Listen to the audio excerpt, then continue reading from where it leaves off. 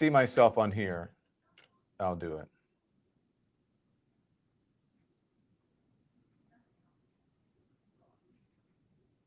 Ah ha ha. 4. Here we go. Oh my gosh, guys. Hello, hello, hello. I'm so glad that you are here. Look, thank you for waiting.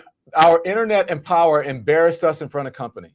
Marc Lamont Hill is here. Marc Lamont Hill and I are going to talk. But first, let me tell you what went on. We had a power outage, and then we had internet issues. And you guys were like, oh my gosh, Don, where are you? Here I am. Mark, I'm not sure if you know, we do a live show live at 5 every day. Instead of doing it from home, where my internet always works, where I pay my utility bills. I'm kidding, we do pay the bills.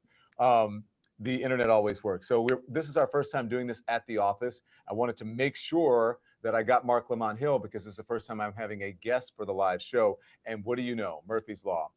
So Mark, thank you for joining us. I really appreciate it. I've been watching your coverage on what's happening. Obviously, I've been watching Israel and Gaza, and you have been doing a phenomenal job. You have been steadfast in your beliefs, and we'll talk about that. But can we just talk about the newest thing to happen? And that is what's happening on college campuses, okay? We're not ignoring at all what's happening in Israel and Gaza. But let's talk about what's happening here. When you last night, your opinion as you were watching watching Columbia and then remove the protesters from the building and from the vicinity, what did you think? I wish I could say that I was surprised. You know, in 2014, when we were marching in the streets of Ferguson and many people were chanting about Palestine and free Palestine, and people said, what's the connection? We said there's always a connection between, you know, Palestinian liberation and police repression in the United States and how those two things are interlocked for lots of reasons. Last night, we saw another example of that. Palestinian liberation movements, Palestinian resistance was met with police repression. This Columbia University has a long history of this. You know, we saw this at the Vietnam War protests in 1968. They did the exact same thing. They locked up a bunch of students. And now you add Mayor Eric Adams, who has never met a problem that he doesn't want to arrest.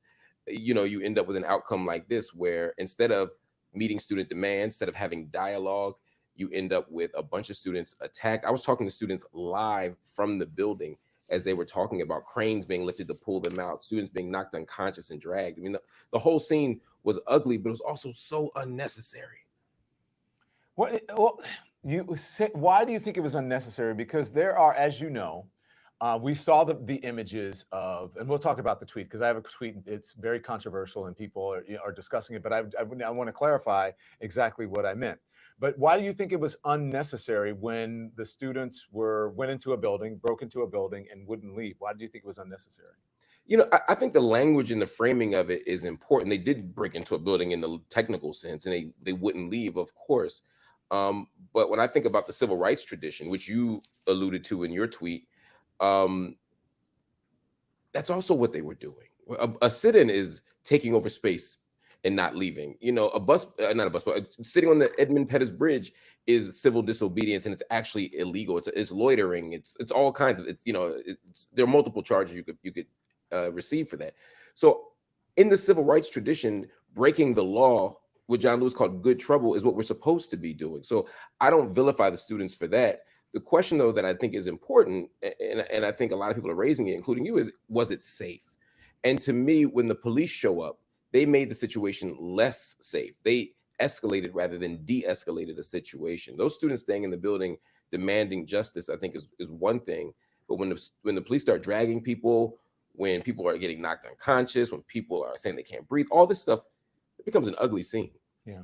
Hey, listen. So, Mark, do we take questions from our streamers? If you don't mind taking some questions, Of course. Okay, I'm going to ask. So, guys, if you have questions for Marc Lamont Hill, if there's anything you want to know, whether you agree with him or disagree with him, please let us know. And by the way, you guys should know, Mark and I are friends. We have known each other for years. We've worked together. We agreed when I was on CNN, and sometimes we disagreed, but we still remain friends. Sometimes we vehemently disagreed with each other, and I think this is a good lesson, and I think we are and were a good lesson on how you should be communicating, Mark. So if you guys have any questions for Mark, let's take them. Okay, so Mark, here's what I'm gonna put up what I tweeted, and then I'm gonna talk to you about why I tweeted that. Okay, I'm not sure if we're able to run the video because we had some video considering everything that happened. But if we have some of the video, I want my guys here to pull it up. So, Mark, here's what I said. I said, here we go. Now I can't find it. Wouldn't you know? Okay. I said peaceful nonviolence was a predicate of the civil rights movement. Taking over a building and destroying property feels January 6th-ish to me. I didn't say it was completely January 6th, but I can see how people would become upset by that. What did you think? I thought it was a little tone deaf. I get the idea of saying, hey, you're going to have a demonstration, be safe, don't destroy property. There are rules and levels of discipline attached to any kind of civil rights tradition, act of resistance. I wouldn't disagree with that. But I think what happened was when you see these students standing up for a righteous cause, and they're not tearing up furniture, they're not breaking into the Speaker of the house, they're not trying to do physical harm to members of the administration. When I see the students simply demanding justice and engaging in active civil disobedience, which again I concede is illegal, as they all are, I think the proper response is to affirm them or to say, "Hey, I love what y'all are doing. Let's just be mindful of X, Y, and Z." But I think when you brought up January 6th, when you liken them to these people who are literally trying to overthrow the government, it put them in very strange company, and I think it felt like an unnecessary attack on these young people. Okay, I appreciate that, and I want to play this video for you, and then we'll discuss what you said and the video. Roll it, please.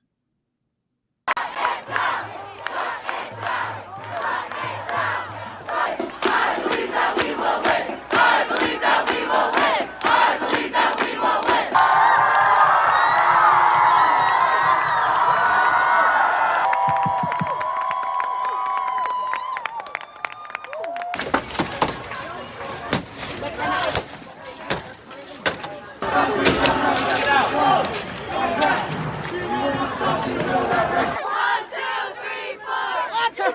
You're right. They are being assholes.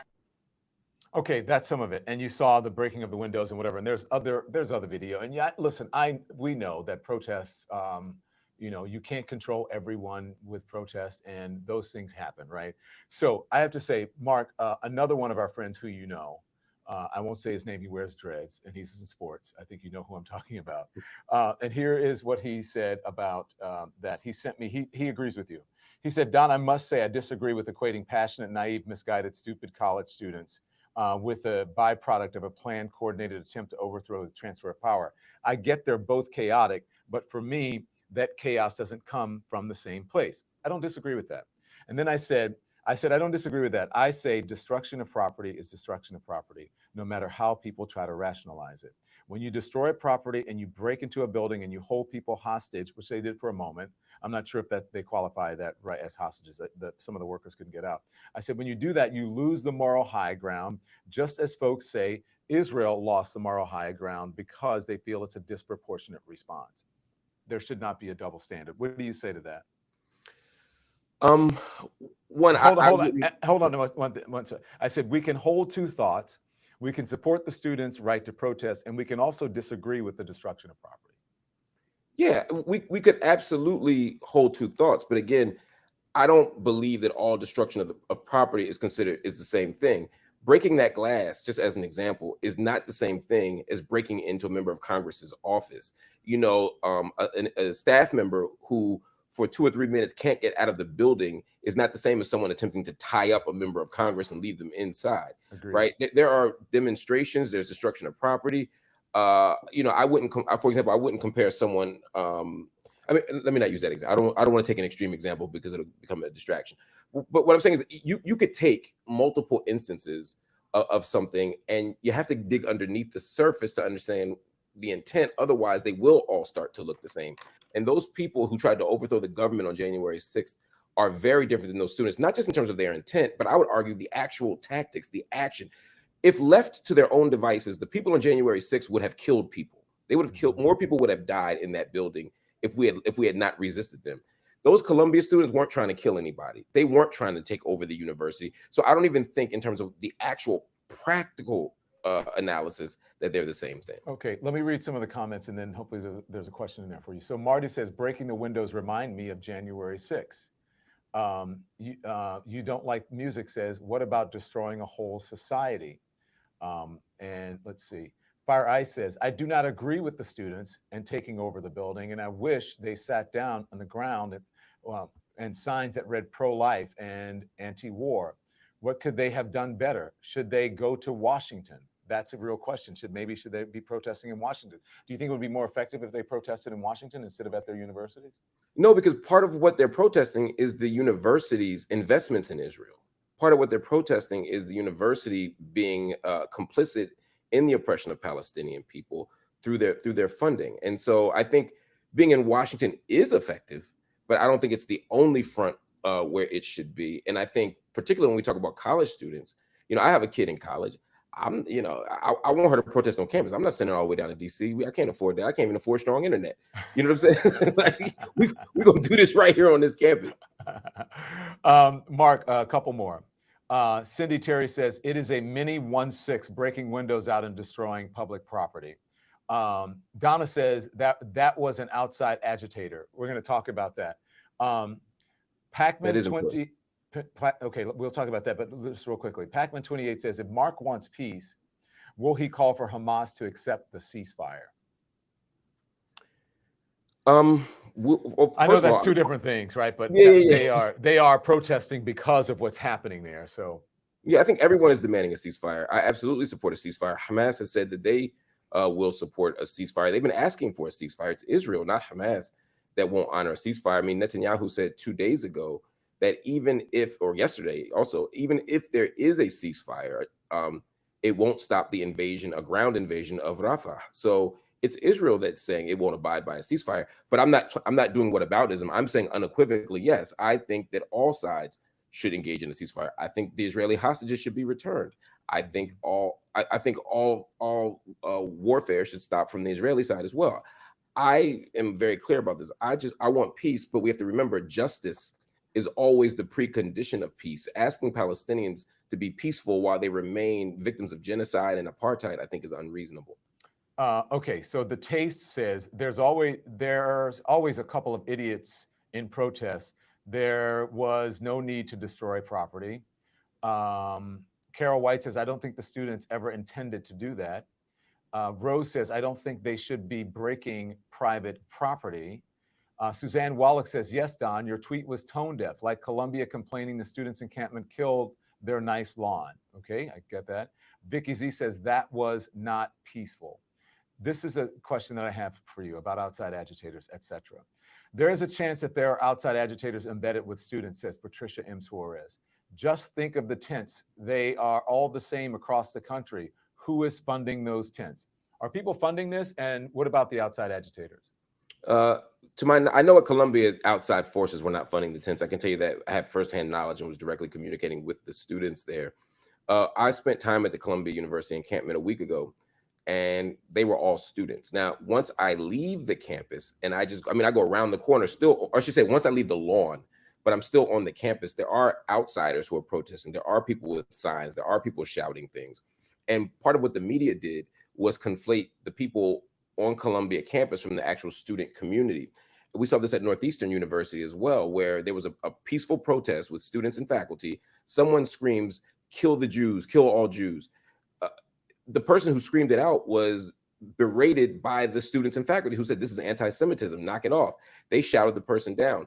The students still got in trouble. Faculty still got in trouble. They did more investigation at Northeastern University in Boston. Turns out the person yelling, "Scream, kill all Jews," was actually a Zionist. They were somebody there to agitate the crowd to start something, and I presume they were hoping that that comment would be well received, but it was not. I have been at events. I was at an event with Cornell West maybe 4 years ago at Harvard on a panel where similarly someone stood up and said something deeply anti-Semitic. Both Cornell and I both denounced it, rejected it, and so did the crowd. So in my experience, the outside agitators are the one who bring the anti-Semitism, the violence. I saw this in Ferguson, and you were there. Peaceful march, then somebody throws a glass, somebody throws a bottle. Yeah. It often wasn't the people from Ferguson or St. Louis, it was often these outsiders. Right. Same thing with George Floyd. And I remember people saying, like, most of the people who were there genuinely, who cared about it, they were not indulging in such things, but there are outsiders who come in. And then we did see there was actually evidence, and I'm not sure if anybody was charged. Remember the people who were getting off of the bus and they were breaking windows, and they were actually these white guys, and they were Yep. saying, yeah, do you remember that? Oh yeah. So that does happen. Listen, people say that the protesters had to turn violent, their action had turned violent because college administrators, this is a quote from them, ignored peaceful protests. But to me, it almost sounds a little bit Trumpian, because you know how Trump justified seizing power by force on January 21 because he lost in court. Right. You lose the legal battle, so then you take an extra legal approach. Yeah, I think that is wrongheaded. I don't think that's the same thing as students, though. Again, I think that there are multiple levels here. You ask, you demand, you march, then you sit in. And then if that doesn't work, you keep going as you fight for justice. Now, that doesn't mean anything goes. I don't think you should be killing people. I don't think you should be destroying other people's property. And again, I don't agree with breaking that window, for example, at Columbia. I think that's wrong. I don't think, though, that that's reflective of the bulk of the movement. But I also don't think that that should become a distraction from the 99% of students with the righteous cause. And I think I agree with that. But part of it when analyzing this is not the truth is that folks are going to turn that into it. The right is turning that into it. If you go on Twitter, it is January 6th, and all they're going to do, this is going to end up in campaign ads if they're not already, and just clip after clip of breaking windows and bottle rockets and things being thrown, and they're going to say, look at the left. Now these students claim to be on the left, right? Are progressives, but it seems to me when they do things like this, not all of them, but that they are working to elect Trump instead of Joe Biden. I mean, yeah, I don't think strategically it's wise. And again, I would pull them aside and say, hey, you should move like this instead of that. A lot of these people don't have direct action training. A lot of these people have never organized or been activists on the ground. These are kids, so I get that. Again, for me, it's how we who respect their position, even if we don't agree with it fully, how we respond to it. That's the only thing that I would say, because if we amplify, and I'm not talking about you exclusively here, I'm saying in general, if we amplify the narrative that they're closer to January 6th than they are to August 2863 on the March on Washington, then we make it harder for them to do their job. They lose faith and trust in us, and we become part of the distraction instead of part of the support network that these young people need to become organized, righteous activists. But I will say this too, though. I believe in peace, but I don't fetishize it. I don't worship it. It's a tactic to me, not a overall philosophy. Well, yeah, and listen, even during the civil rights movement, we know not all protests were peaceful, but the reason that Dr. King was doing that basically say, Black people are not animals, right? And they didn't want to provoke people. I know that, and just like every discussion or disagreement is not going to be civil. Like when people say, "Oh, what happened to civility?" I'm like, people argue. Right. We're not civil during arguments sometimes. Right. And that's okay. Yeah. So listen, all right. So here's what Cobalt Chris says. He says, we are having protests here too at Washington University and St. Louis University. I don't know if we have the UCLA video. We had some unrest at UCLA and I'm not sure that we have it, but if you have it, roll it. If not, there are protests all over the country in UCLA, St. Louis University and others. What's your advice to the students there? 1, remain steadfast. 2, don't capitulate to weak compromises. At Northwestern University, where the students are being so courageous and so powerful, I didn't like that the university offered them a concession that, look, we'll let you protest for 30 more days and we'll give you a protest area. It's like if they give you a protest area and tell you how long you can protest, it's not a protest. Because look at them over there resistant. No, the whole point of a protest is to disrupt the status quo. It's to make power uneasy. If power says, look, protest in that square over there, that's not much of a protest. So I would say that. I would also tell them, though, be very, very organized, be very, very disciplined, just like the Freedom Riders were, because there are people outside who will goad you into violence. They will goad you into problematic chants. They will goad you into weak compromises. But have a plan, be organized, listen to your elders. But also remember, this is your march. Yeah. Okay, Mark, do you have a little more time to be? I can do a few more minutes. Okay. So I'm going to do some rapid fire here. So make sure you hit the subscribe button. It's right hand of your screen. You see right there by Mark's shoulder. right there by his left pec. And then make sure you hit the thumbs up button. We appreciate it. So like and subscribe. Okay, so here's Mark, real quickly, if you can answer these really quickly. Where did I want to go? Okay, Don, this is from Angela Jones. Why is it always the problem of the United States to solve other countries' wars and problems? Mark? I don't think it's always our responsibility, but I think with Israel, we have to be a little more nuanced here. Israel only is able to prosecute its current war in Gaza because we provide weapons, because we provide money, and because we provide diplomatic cover. We're the ones vetoing ceasefire resolutions in the UN Security Council. We're the one who just decided to send 20 plus, I think it's $28 billion in aid, at least 9 of which is going to go to military aid. The U.S. literally is the reason why Israel is able to function the way it does. So it's our job to finish it because it was our power that started it. Nicholas Rios says, do you think last night will bring change? I do. I think America has a very low threshold for white misery.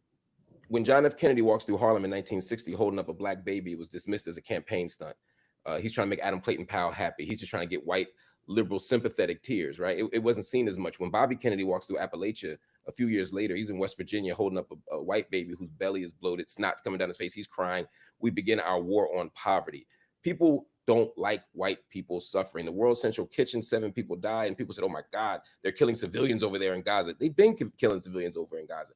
Watching black people get locked up is one thing. Watching black people get addicted to crack is one thing. But when you get an opioid crisis, oh, Congress going to do something. And when you see students at Yale and UCLA and Columbia start getting arrested and brutalized, oh, America going to act different. Oh, it's going to be real different.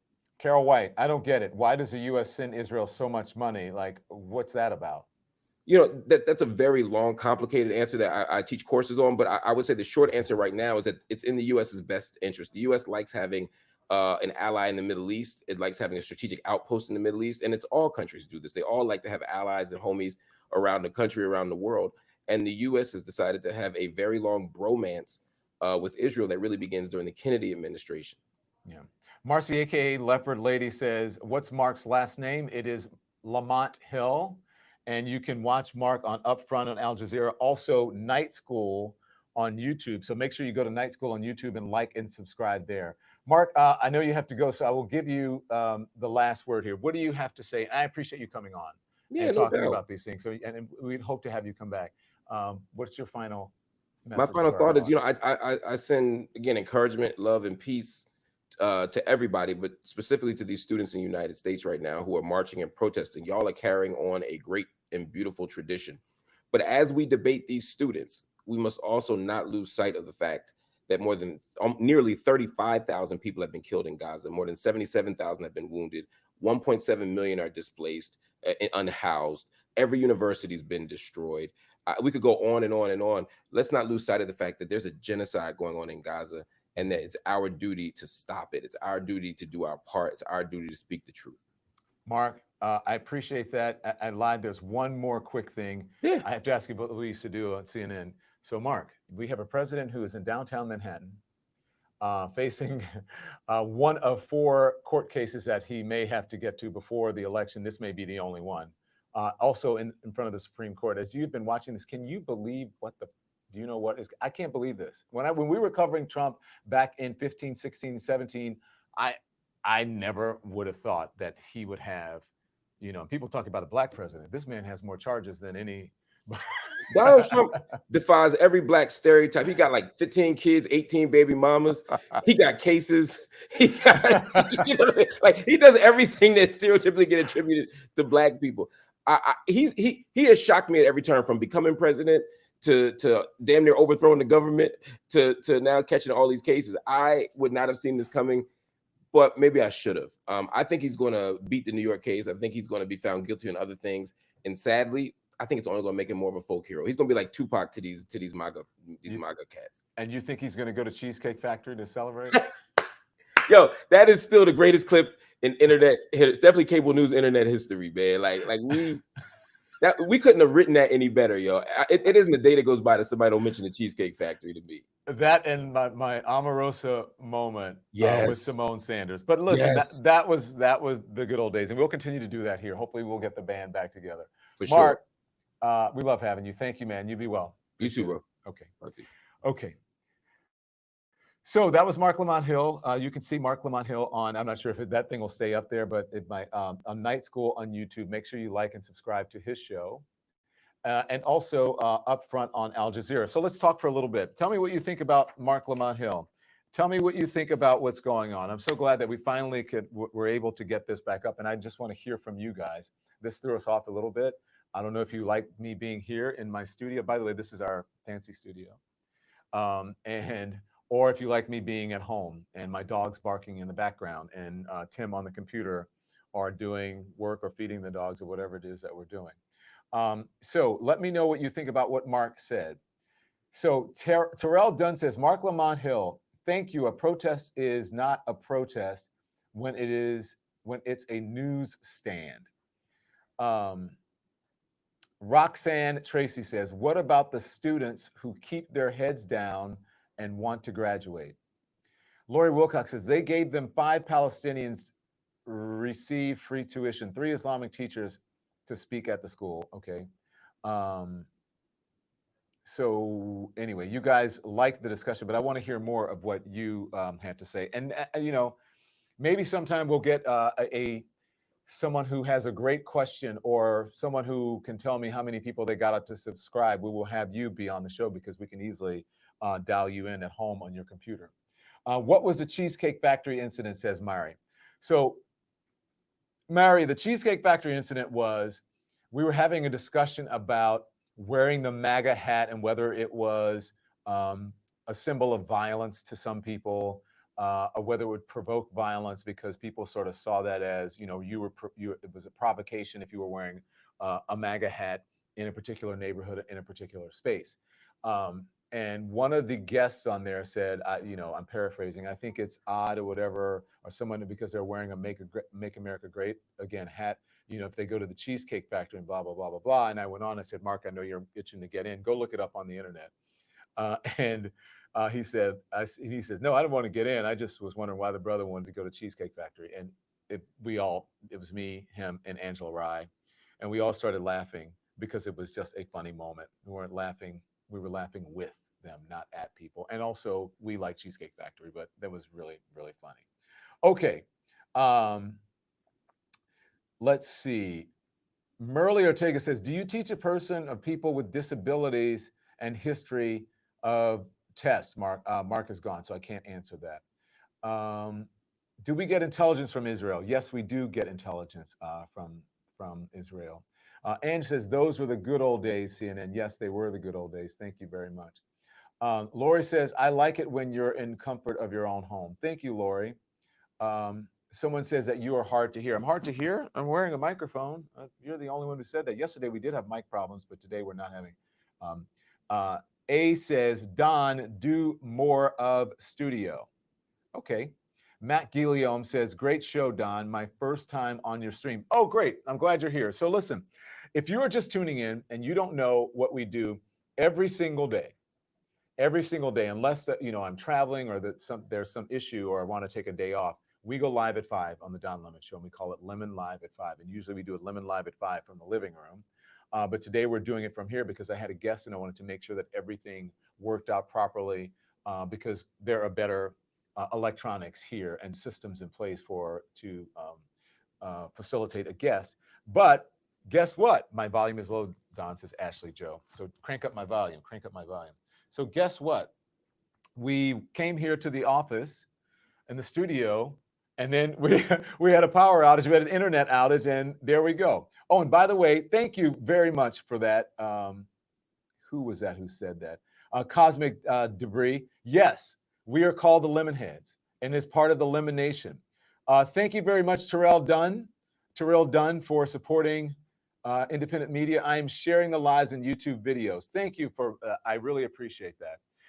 Let's see, a couple more comments, and then I think I'm going to let you guys go today because we're going to have a lot to talk about tomorrow, and that is with the former president. But today, I know it's something that's unusual, and you may not think it's sexy, right? You may not think it's, oh, wow, I have to tune into this. I did a show from here in the studio with Jared Bernstein, who is the chief economic advisor to President Joe Biden. And in our discussion, we gave a Biden economics one-on-one. And he told us about what the Biden administration was doing to help the economy. We have our economy is growing faster than any economy in the developed world. But you wouldn't know that from the public sentiment out there. You wouldn't know that if you listened or watched conservative media, because they don't want you to have that picture. Now, is the economy perfect? No. Inflation concerns? Absolutely. Prices are high for groceries in some places? Yes. Gas prices? Yes. But overall, the economy is good. And the same thing about crime. I tell this to you guys, crime is down in the country overall. Okay? Crime is down. There are incidents that happen all the time. And crime is never going to be perfect. You're always going to have it. But for the most part, crime is down. I asked him why they were having such trouble with their messaging and it wasn't getting out to the American people. He answers that. Also, why Donald Trump supporters are just Americans. When Donald Trump was in office, they didn't think the economy was that good at one point, and it was during the pandemic, so I'll cut him a little slack. I think like economic approval was down to like 5 or 6%. And then if you poll the same people now, they will say that the economy was great under Donald Trump. And that's because we romanticize the past. We forget about it. We forget about how horribly the administration handled the COVID situation and the vaccine and the messaging and all of that light inside the body, bleach. We sort of romanticize that. So I talked to him about all of those things and how those policies, what the former president, Donald Trump, what he's going through with all of these court cases and all of the unrest and all of the chaos that he has around him, how that affects our economy now. And there is a very interesting answer that he gives. And I didn't know if I wasn't sure he could, come back to the point when I asked him that question, but he certainly did. He talked about the proposals of the former president who wants to be the next president, and so on and so forth. So I would encourage you to go watch that now. I think it's called Bidenomics 101, and it is an interesting show. Jared Bernstein gave some great information. If you have time, sit down and listen to it.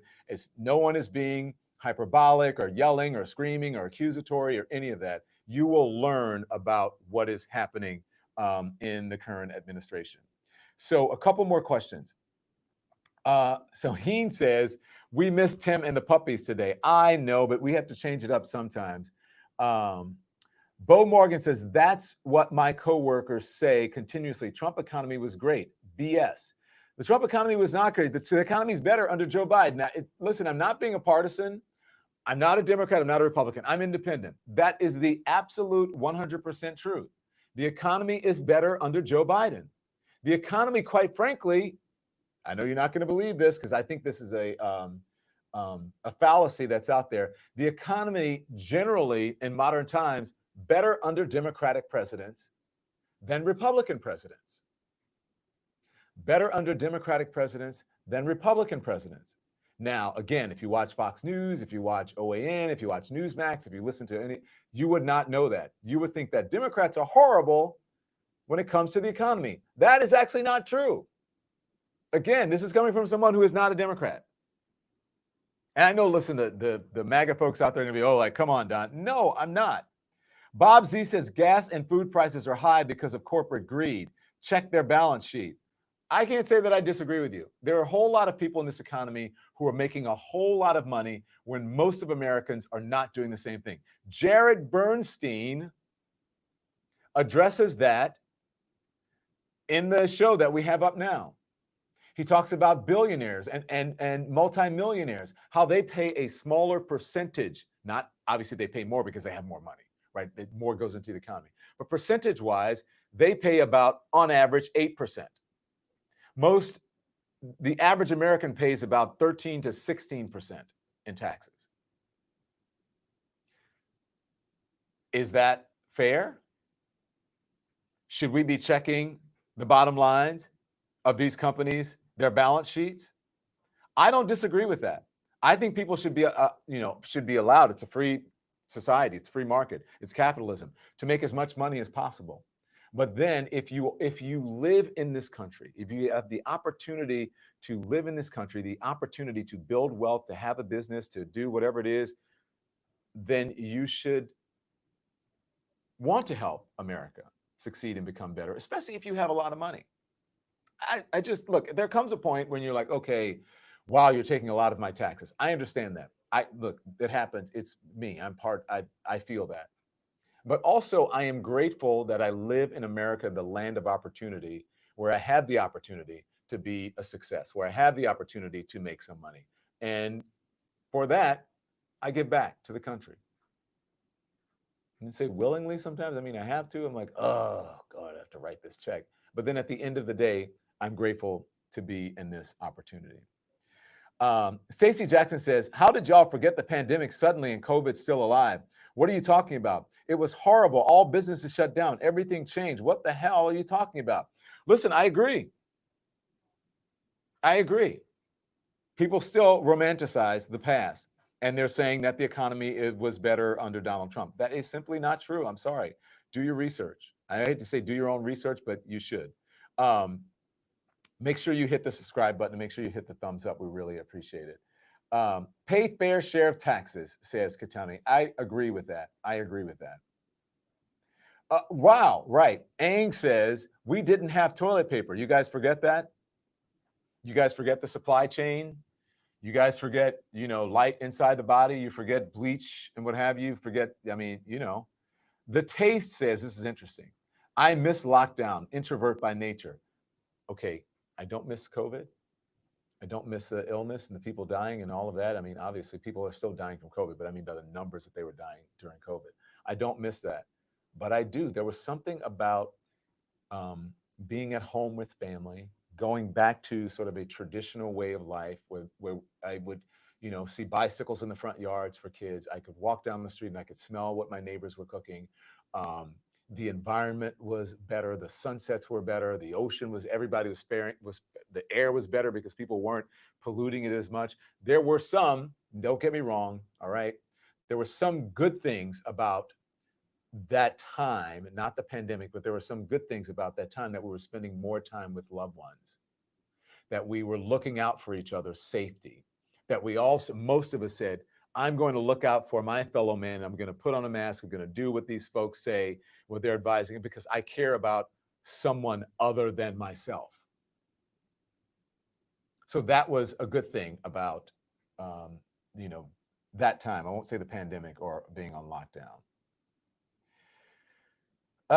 Let's not forget the tax tariffs on China, Blue says. Okay, great. Elizabeth Owen says, Ewan says, hand sanitizers were hard to find then as well. I agree. So, and that was a proliferation. Someone is talking about the rise in QAnon and conspiracy theorists and all of that, because everybody, their outlet was the internet or television. But listen, guys, I hope that you click on the show with Jared Bernstein. Again, it's called Bidenomics 101. I hope that you continue to come back here every day at 5 o'clock. I know you guys